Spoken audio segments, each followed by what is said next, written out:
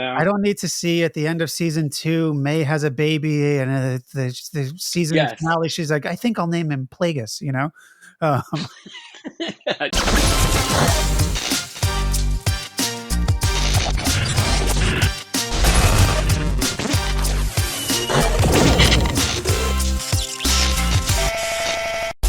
And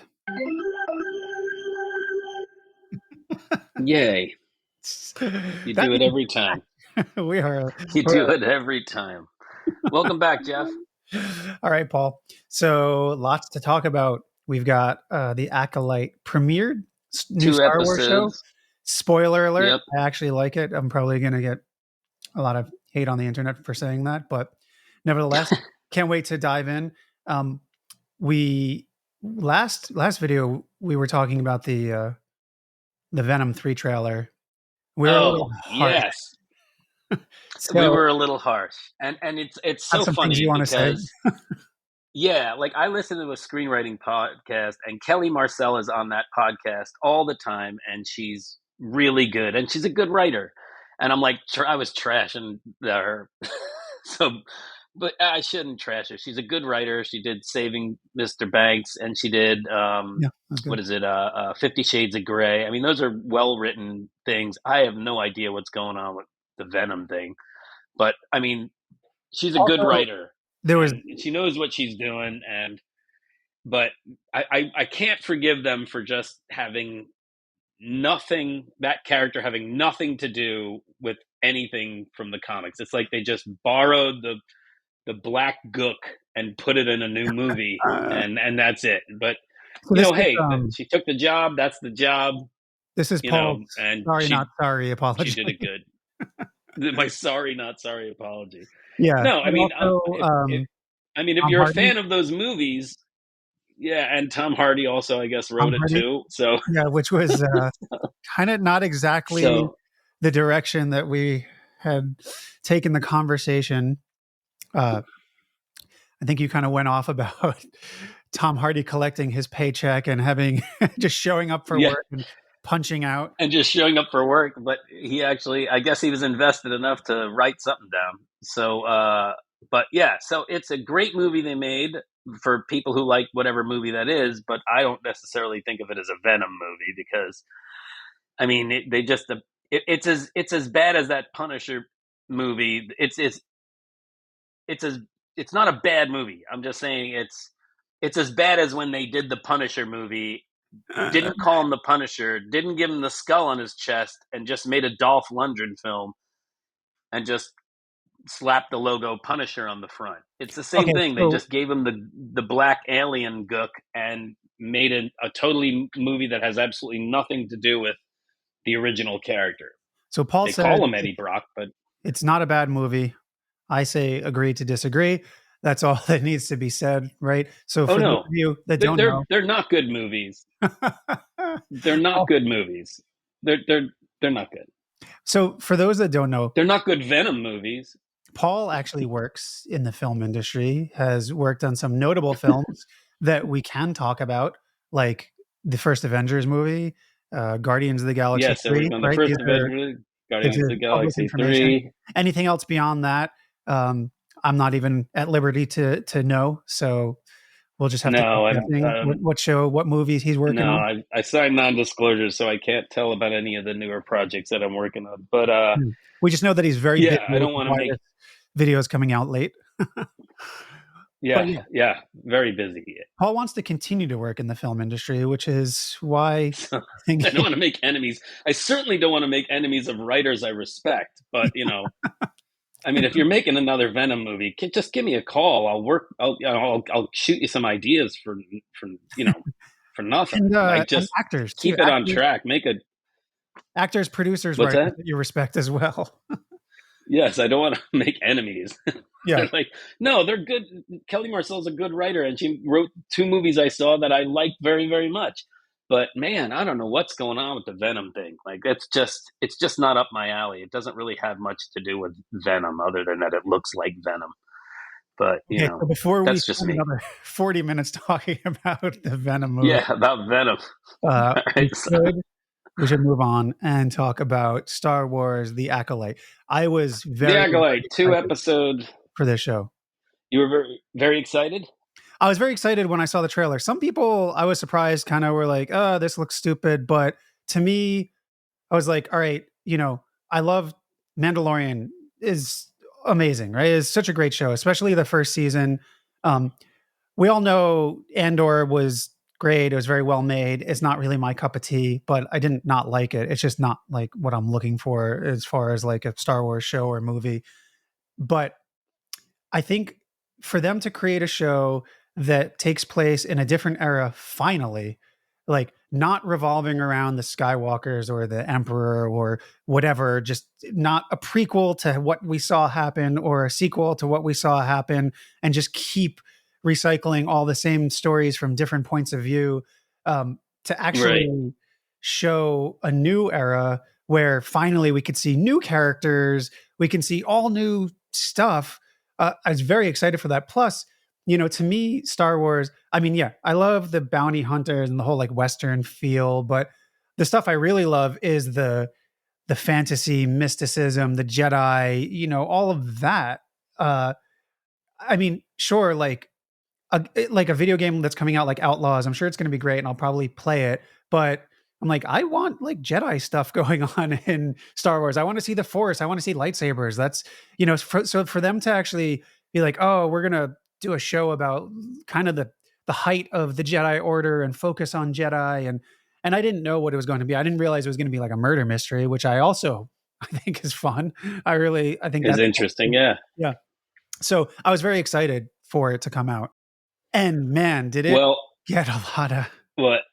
it got a lot of Oh, it did. feedback. So, Like, I was, I ignored a lot of the crap I saw on the internet because I know people were beaten up on the writer and creator simply because of whatever stuff she said on the internet. But whatever, like change the it doesn't change the product, right?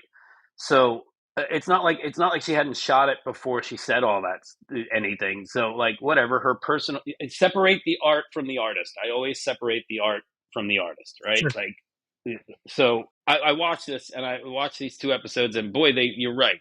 There was so much hate and people are just picking it to death like vultures. Every little nuance, every little thing, they're just ripping it to bits, right? Well, Like what's even interesting like too. costumes and stuff. Like Well, that's what I found interesting too. Is like some of the stuff that I really like are the things that people were hating on. A lot of people hated on whether it was whatever the shows like Obi-Wan or Ahsoka, and all of them for leveraging the volume too much and not having real sets like Andor.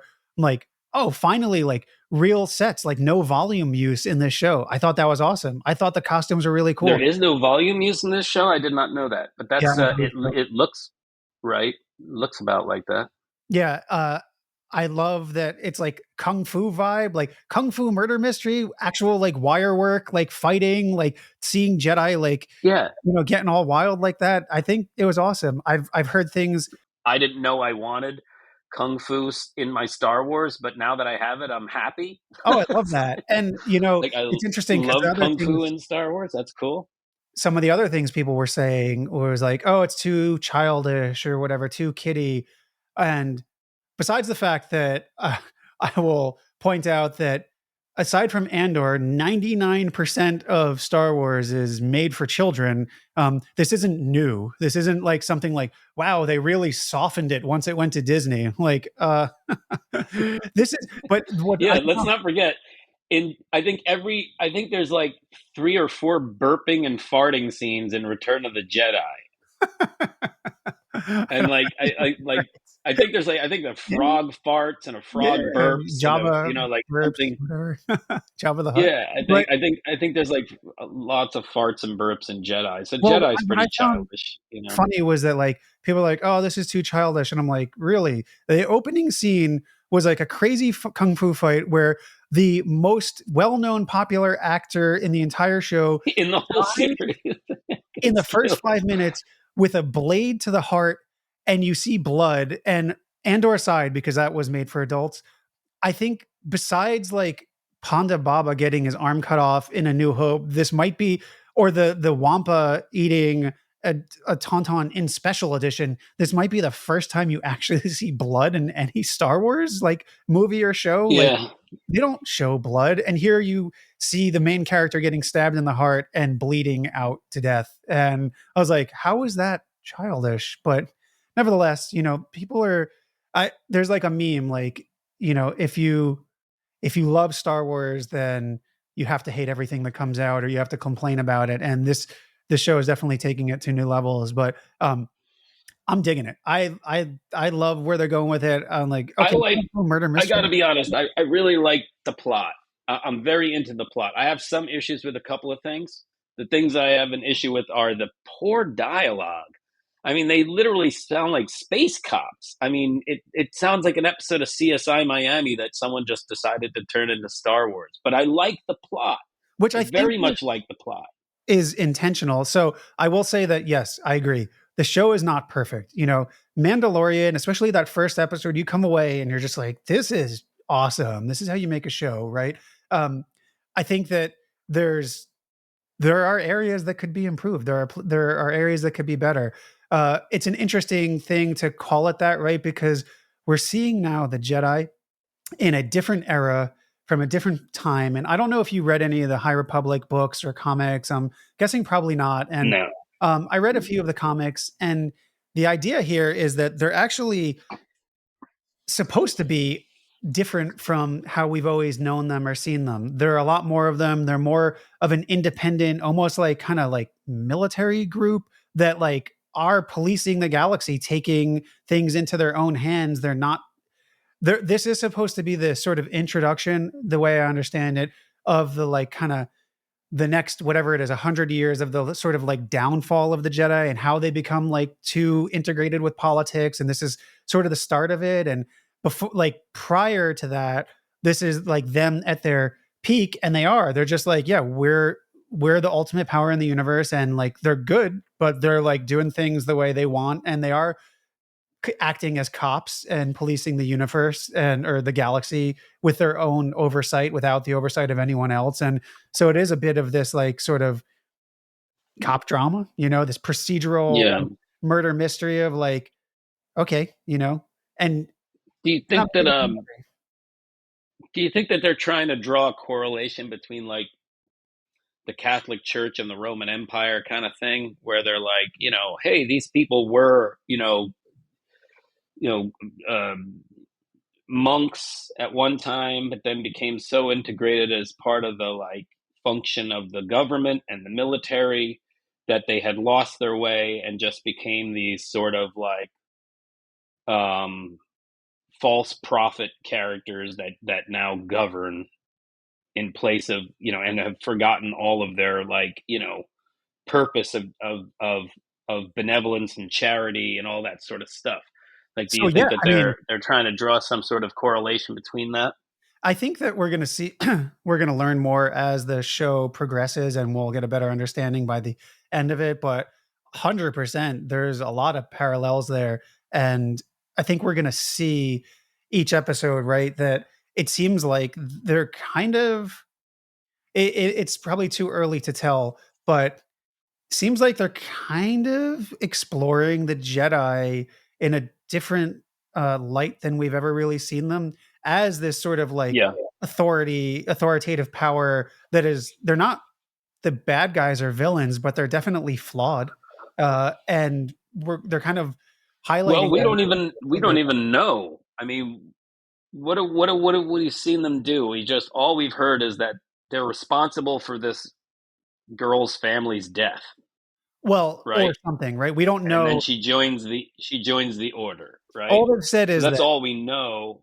all they said is her twin is responsible for everything. But clearly, I mean, this is a murder mystery show or a mystery show in general. They're not everything is as it seems. The Jedi are in some like, benevolent, or at least this group of four Jedi aren't these like benevolent caretakers that came in to like rescue Osha and or May and whatever. Like we're gonna see something behind all of that. Like clearly, like we already watched her kill Indara, which was in the opening scene, which already I love that, to, they're just kind of showing like, oh, okay, there's real stakes here. No one is safe. And then clearly Master Corbin was so overridden with guilt and whatever that he committed seppuku, and killed himself Yeah, because of whatever went down. So, clearly things are not what they seem. And I'm sure all of that is going to unfold, and we'll see. you're right. Right. So, I mean, they're, they have that moment with the Vanessa, just small sidebar. That is a terrible makeup job. She looks like an alien out of the 60s Star Trek show. That is the Yeah, one character. it's I don't weird. really like that character design, and I don't like that other girl's character design, the main little girl with the orange on her eyes. But I do like the Batgirl, who was like the She's big-eared Batgirl, who was like the unnamed. Padawan to the other dude.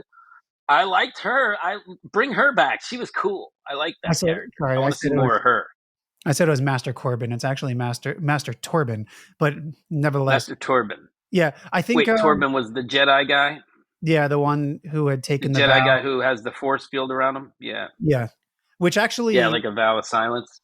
yeah, it's kind of cool. Like there's some little like Easter eggs and hints about, well, I think, again, some people are complaining online. Oh, what is this girl doing, May, with this?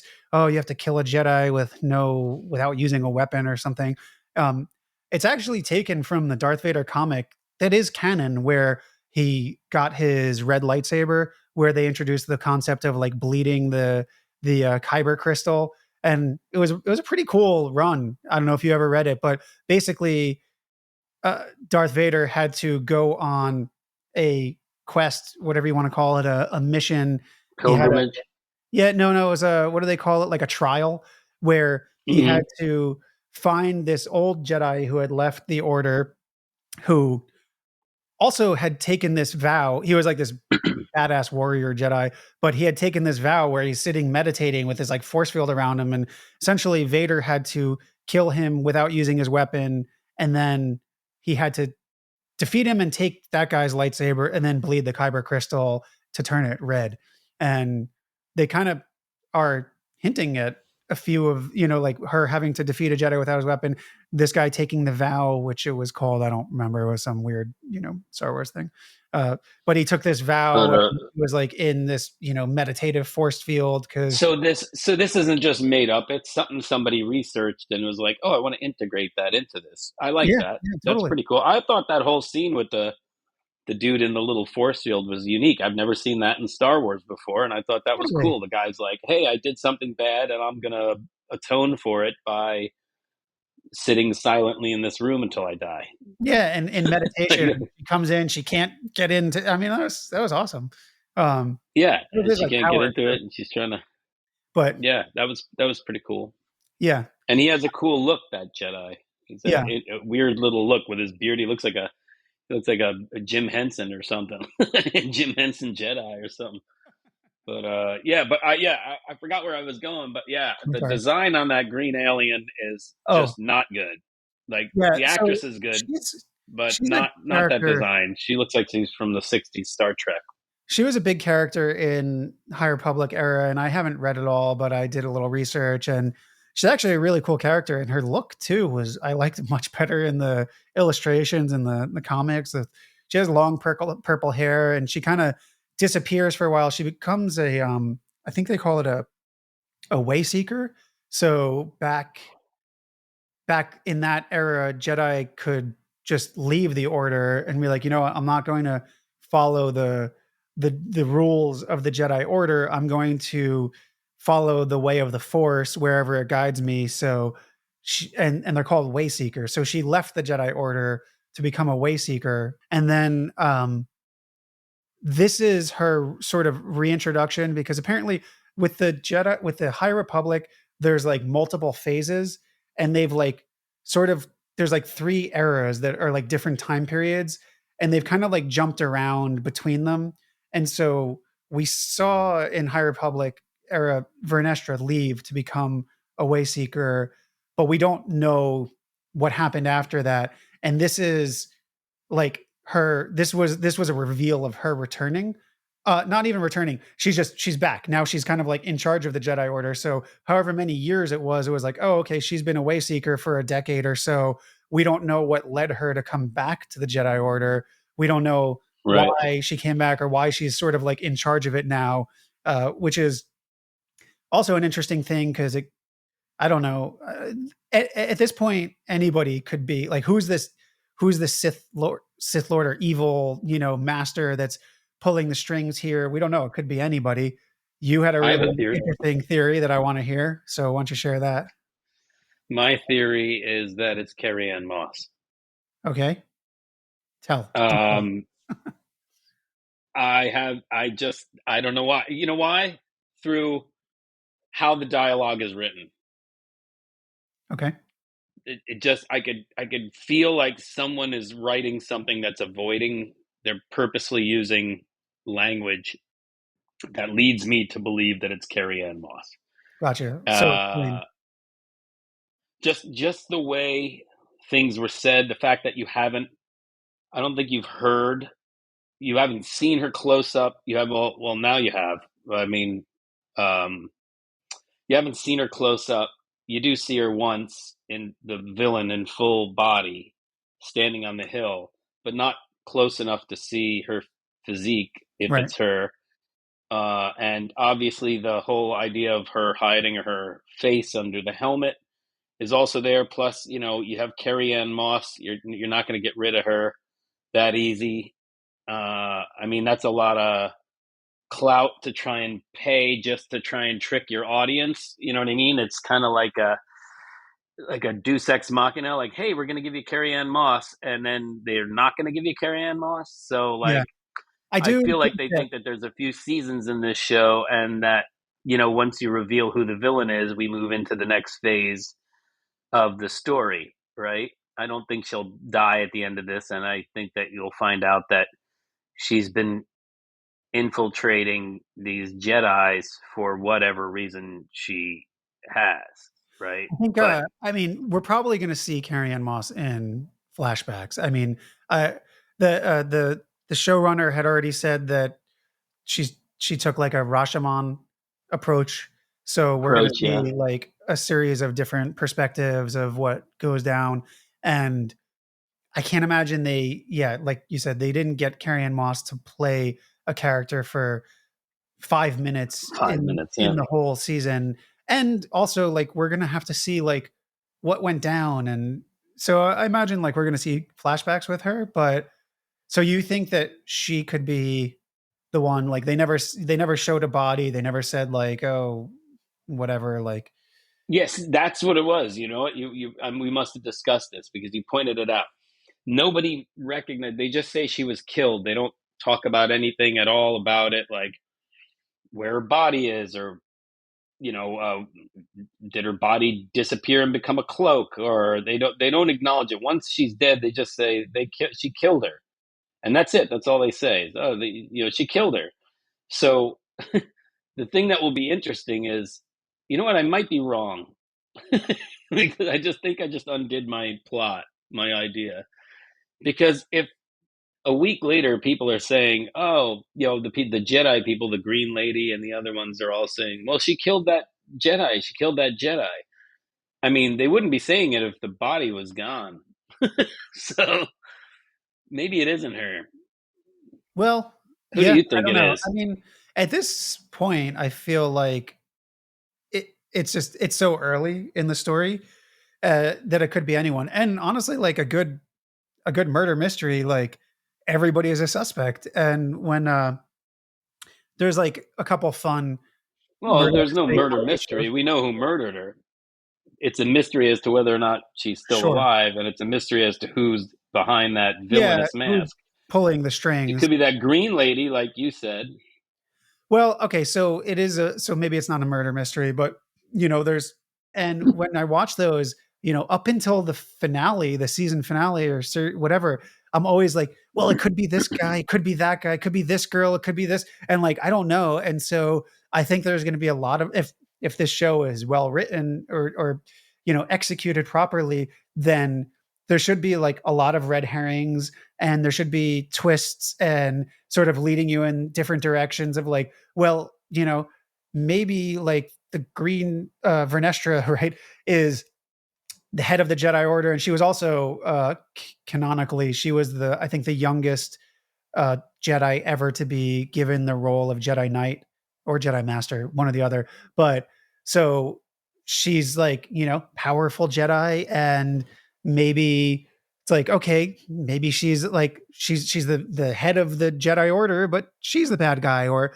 maybe it's Indara pulling some, like a fake out where like throwing a curveball where like she fakes her own death and then she steps forward from behind the curtain in the last episode and was like, Indara, you were alive all along, So do they ever talk about her body at all? Like, so if they were to, what they should have done is had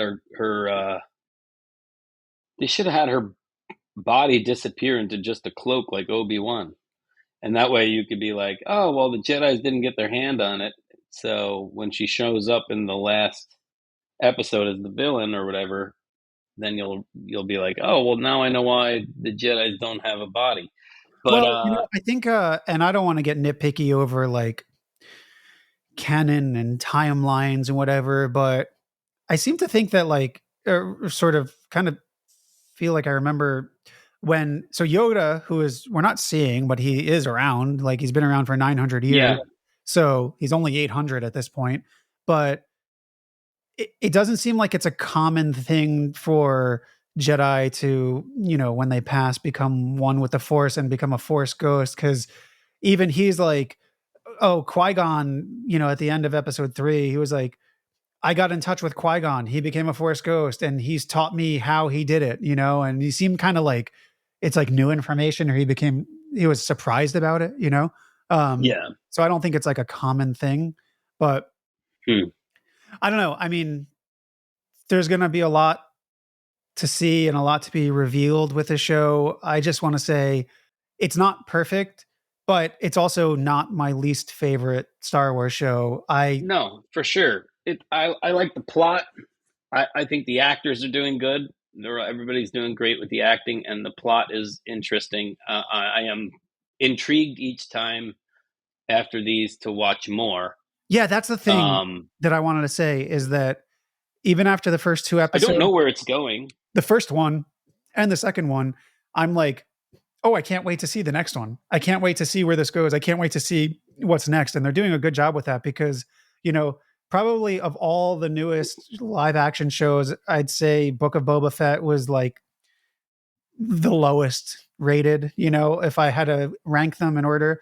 And each week it was kind of like, well, the new Boba Fett show is out and sweet. But like if I missed a day or missed a week, it wasn't like, hang on, I gotta watch this Boba Fett episode before I see spoilers Right. on the internet, or like it was like, oh, is it Tuesday already? Did the show come out? Like, you know what? I'll watch them both next week.